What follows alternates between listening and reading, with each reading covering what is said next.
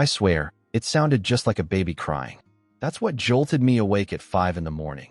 A sound so human, so close, that for a moment I thought someone had left a newborn outside my cabin. I scrambled out of bed, threw on a flannel, and stepped out onto the porch barefoot, heart pounding. That's when I saw her. She stood less than 20 feet from me, her yellow eyes glinting in the pale light, framed by a coat that looked more ragged than I remembered. And beside her, barely visible in the brush, were 2 smaller shadows. I squinted. They moved. One of them whimpered, that same sound. Not a baby. Lynx cubs. I leaned against the railing, stunned. She'd come back, and she'd brought her family. It had been maybe 5 weeks since I first saw her. That day, I was repairing the door to my woodshed when I noticed movement near the tree line. I thought it was a fox at first, but then she stepped out. Thin, with a slight limp and ribs showing beneath her fur. She didn't run, just watched me. I don't know what possessed me, but I tossed a couple leftover chicken bones toward the clearing and went back inside. The next morning they were gone. That was it. She disappeared. Until now. And this time, she wasn't alone. The cubs looked weak. One of them stayed pressed against her leg, trembling. The other limped, its paw dragging slightly with each step. I stood there, not sure what to do. Any sudden move could make her bolt. Or worse. But she didn't flinch. Just stared. So I stepped back slowly, went into the cabin, and filled a bowl with water. Then I grabbed the last of the turkey I'd roasted 2 nights before. I walked out and set them at the edge of the porch. She didn't move. I backed off, returned inside, and watched from behind the screen door. She waited another full minute.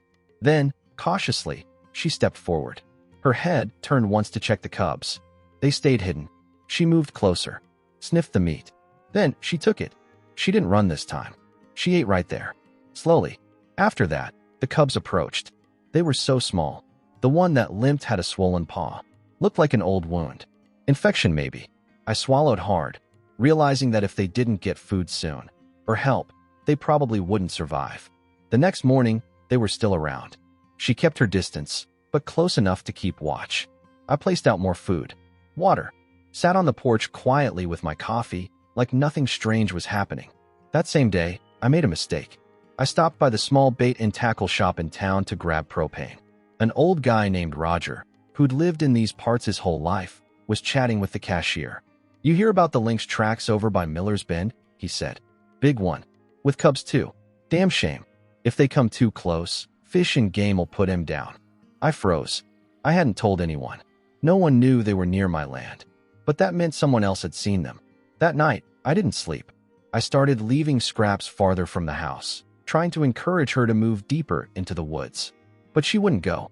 On the 3rd day, the limping cub couldn't walk. It collapsed near the porch, mewling. I had to make a decision. I knelt, arms out, palms open. No sudden movements. Slowly, I approached the cub. The mother rose, tense, her body low. I felt the air go still. I whispered, "I'm not going to hurt him. I swear." She didn't move. When I was close enough, I reached down and lifted the cub gently into my arms. It didn't resist, just whimpered and curled into my chest.